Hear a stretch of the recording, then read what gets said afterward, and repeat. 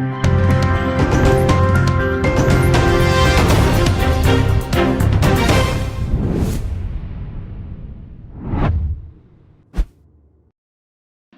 Bastronko and Komau. Midi did na ama Owuswa na midi trending issues and the best of Sabri. Ne with your 4 year and summer abitur dika. Ne we answer so when you be active. Na Mubekaya, a yo baby and the Abigail. Mouto Rollins and watching my babo and table surprising Ghana for pension so far. Ah, just a nipa ye nimno, see a drop a brainy. I nim say what bush at the Nibusia for. Nema obi ani ni dina tete wono so bepie abeka so kan say bisa no bia na say wono so ye oba ye enipa kro ya ye former president JJ Rollins e wo na say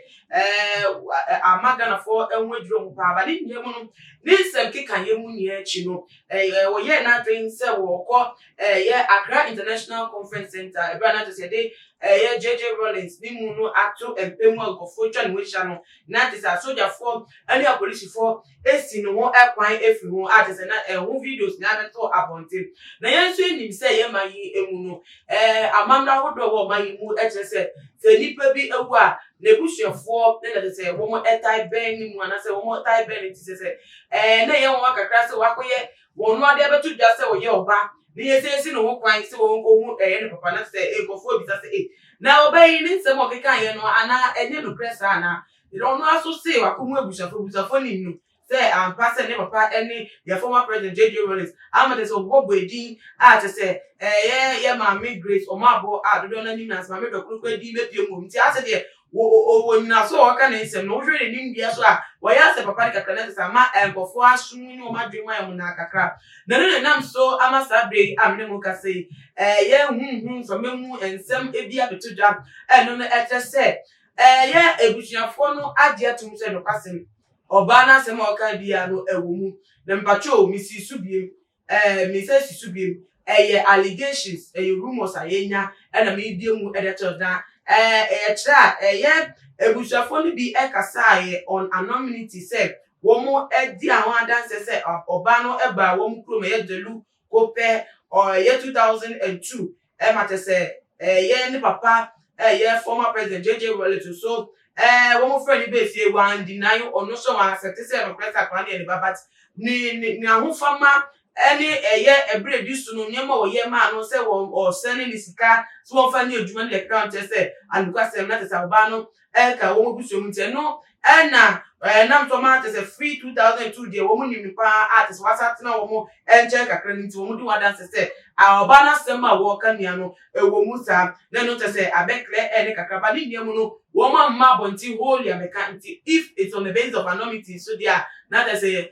ko si say rule statement be fe busa for na ba mo accept ye wo ba yi de enti nka say ye si ni pe say wo ye ye former president JJ Rollins ba ni niam no NDC amanyuko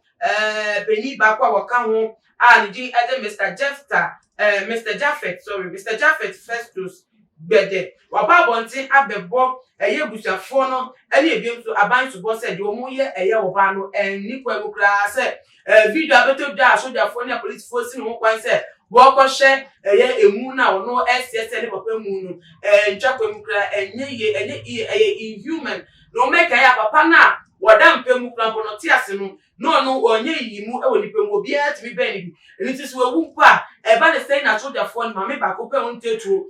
jan onte kan na te sa soja fo na police fo timi etwa mu shia te sa mo prevent the crime so mo ane kwan po ne wewura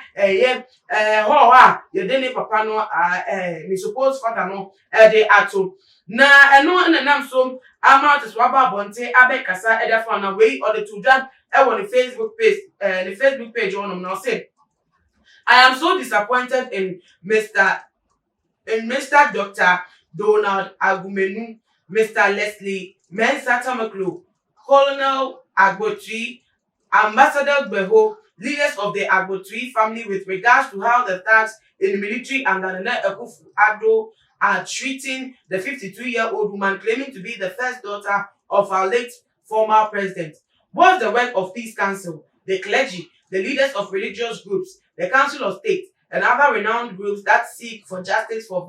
voiceless and vulnerable under Nana Akufo-Addo's government? Rollins stood sternly against what they are doing for this woman today, and his soul may not be happy with what this 24 years old boy is wearing the military shirt, thinking that's the end of the road. For President Nana Addo, the least said about him, the better. While the cats are away, the mice will play indeed. Chairman Rollins is yet to be buried. What's keeping the family from doing a DNA test for the two before the burial? Osa Edeka said Rollins stood against